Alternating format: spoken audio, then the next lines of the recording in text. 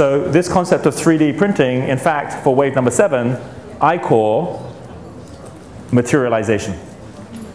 Materialization is materializing anything, any place, anywhere.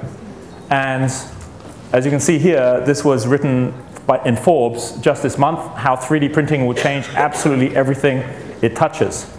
And then you could say, well, what is this 3D printing? It was what was in The Economist back earlier this year on this front cover, Print Me a Stradivarius, where the printing technology is good enough that it can effectively materialize a Stradivarius violin, which can then get the same tune that you would get and the same sound that you would get by actually going out and spending the thousands and thousands on this.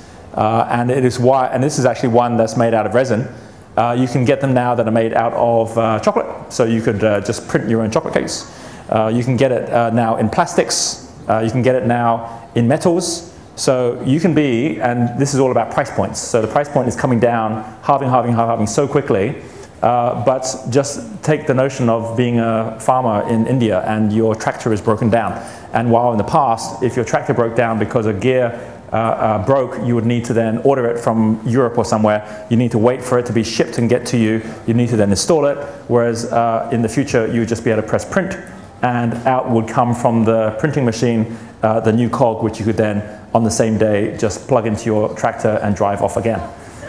So if you're there and you're wondering if you wanted a CD or DVD of a movie, then rather than basically having it as something you just print it out and you would have it, or if you needed a new computer, you just print a new computer and you'd have a whole computer. If you wanted to print new clothes, you just print new clothes. If you wanted to print a new doorknob for your door or any tool that you needed around the house, then you would have a household printer that would just print anything. And that's the speed with which things are growing. So can you have it today? Yes, it's expensive. It's over $5,000 to $10,000 today. You can get a machine already that can print in plastics like this one here, that can allow you to print all sorts of things. Because of the general cost and the sophistication, is used more like for prototyping right now, but it's now moving from that into manufacturing, where frankly you become your own factory.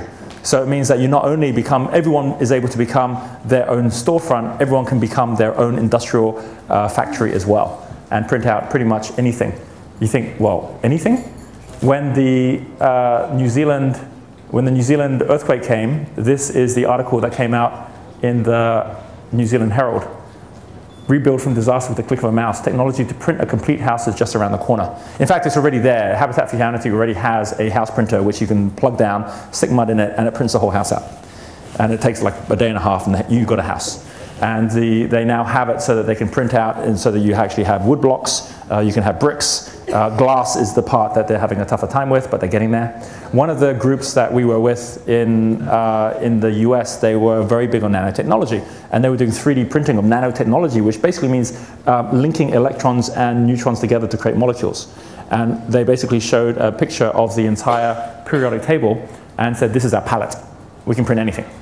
And they were already working, they'd already found they could print, you can print gold, you can print whatever you like, but they had to focus on one area for their research.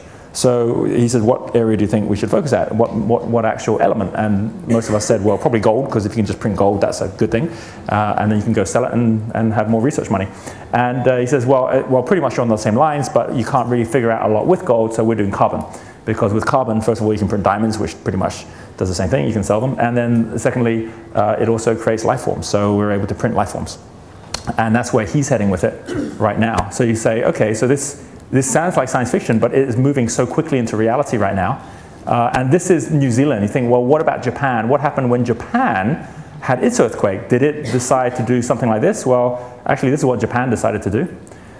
Japanese service lets you stick your head on a doll's body. So this service allows multiple snapshots of your head. So you go in, and there's shops that do this now in Japan, and you go in for 138,000 yen, you sit down, and they go click, click, click, click, click all around. They render it in 3D, they print it out, and they plug it onto the top of a doll. So here's John Biggs, who is the journalist here, and he's got a picture. That's a doll. That's a doll of his head. The service costs 138,000 yen, and it's popular with new brides who want to capture their hairstyle and makeup in miniature before the big day. So the heads are so detailed that they're scary, and I suppose that there's some possibility for misuse if the doll falls into the wrong hands. So again, it's not just about technology, it's what you choose to do with it. Materialization, well, where can this go? Here is what's now happening. There's a TED talk that was on recently about printing skin. Here is printing organs. Need human tissue? Just press print. This is from the Financial Times.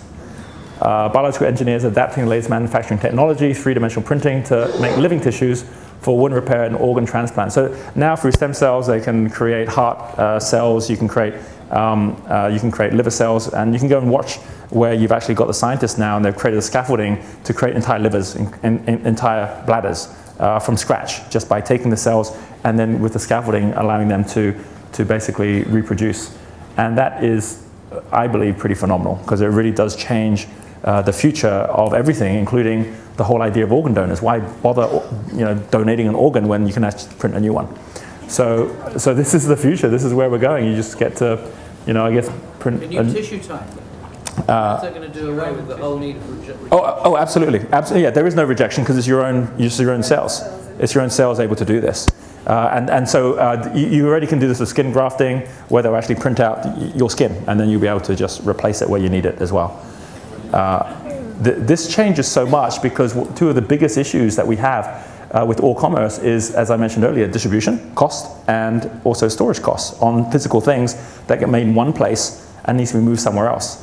Buckminster Fuller had this saying way back in the 1970s. Buckminster Fuller was a great visionary. He was one of the first to talk about the world game, which is that we're all in this big game. He was first to talk about a spaceship Earth, which is that we're all astronauts on this ball hurtling through space. And he talked about something called the final exam. And the concept of the final exam is, he says that all humanity's challenges today, this is the 1970s, all of humanity's challenges today are distribution issues, all of them. So whether it's poverty, whether it's education, whether it's healthcare, it's all distribution issues. We've got enough of all resources to solve all humanity's issues. It's just that they're all in the wrong place. And the cost of getting them to the right place often is too much. So as a result, we still have these patches of poverty, and we still have these patches of, of ignorance and areas where we really should know better. And so that's friction. That's about saying, well, because that's always there, we now got to change and transform that. And technology allows us to do that. The reason he calls it the final exam is he says that we've got to a point where technology is strong enough that it allows us already to solve all these problems. So the only reason we haven't isn't because of technology, it's because of our own human consciousness. And so he goes one step further and he says, so really we're in the final exam, which will pass or will fail. We'll pass it if our human consciousness can accelerate at a pace which allows it to catch up with technology and harness it. In which case, obviously, we now harness that technology and we can solve those issues. Or we'll fail it. And failing it happens if technology continues to accelerate beyond the capacity of our consciousness to harness it. And as a result, fundamentally, will eventually destroy us. And we will pass or fail. And frankly, because the cost of failing is humanity, it really is the final exam.